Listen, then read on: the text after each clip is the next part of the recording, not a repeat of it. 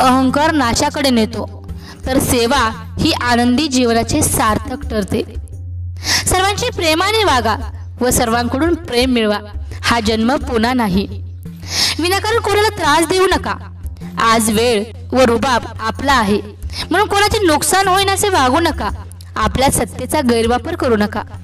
कृपया वेळ काढून नक्की ऐका। निसर्गाने आपल्या शरीराची रचनाच अशी केलेली आहे की आपण स्वतःची पाठही थोपटू शकत नाही आणि स्वतःला कधी लातही मारू शकत नाही। म्हणूनच माणसाच्या जीवनात हितचिंतकाची आणि निंदकाची आवश्यकता आहे। आयुष्यात असे लोक जोडा जे वेळ येईल तेव्हा तुमची सावली आणि वेळेला तुमचा आरसा बनतील। कारण आरसा कधी खोटे बोलत नाही आणि सावली कधी साथ सोडत नाही। बोलायच्या आधी ऐकायला शिका। खर्च करायच्या आधी कमवायला शिका। लिहायच्या आधी विचार करायला शिका। हार मानण्याआधी प्रयत्न करायला शिका आणि मरायच्या आधी जगायला शिका। जीवनात एवढ्याही चुका करू नका की पेन्सिलच अगोदर संपून जाईल आणि रबराला एवढाही वापरू नका की जीवनाच्या अगोदर कागदच फाटून जाईल। जीवन जगताना संगत ही खूप महत्त्वाची आहे। आपलं वय व पैसा यांच्यावर कधीच गर्व करू नये, कारण ज्या गोष्टी मोजल्या जातात त्या नक्की संपतात। मृत्यूनंतरचं हेच कटू सत्य। पत्नी दरवाजापर्यंत, समाज स्मशानापर्यंत आणि पुत्र अग्निदानापर्यंत आणि फक्त कर्म शेवटपर्यंत।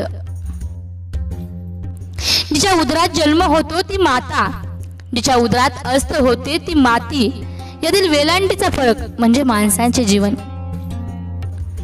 नक्की ऐका। जन्म दुसऱ्याने दिला, नाव दुसऱ्याने ठेवलं, शिक्षण दुसऱ्याने दिलं, रोजगार दुसऱ्याने दिला, इज्जत दुसऱ्याने दिली, पहिली आणि शेवटची अंघोळ सुद्धा दुसरेच घालणार, मरणानंतर संपत्ती दुसरेच वाटून घेणार आणि स्मशानभूमीत दुसरेच घेऊन जाणार, तर देखील संपूर्ण आयुष्यभर माणसाला कोणत्या गोष्टीचा गर्व असतो हे सांगणं मात्र कठीणच। दुःख इतकं नशीबवान आहे की ज्याला प्राप्त करून लोक आपल्या माणसांना आठवतात।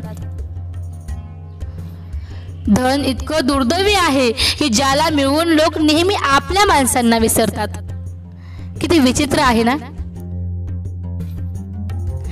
माणसाच्या शरीरात 70% पाणी आहे, पण जखम झाली की रक्त येतं आणि माणसाचे हृदय रक्ताचे बनलेले असून हृदय दुखावलं की डोळ्यातून पाणी येतं।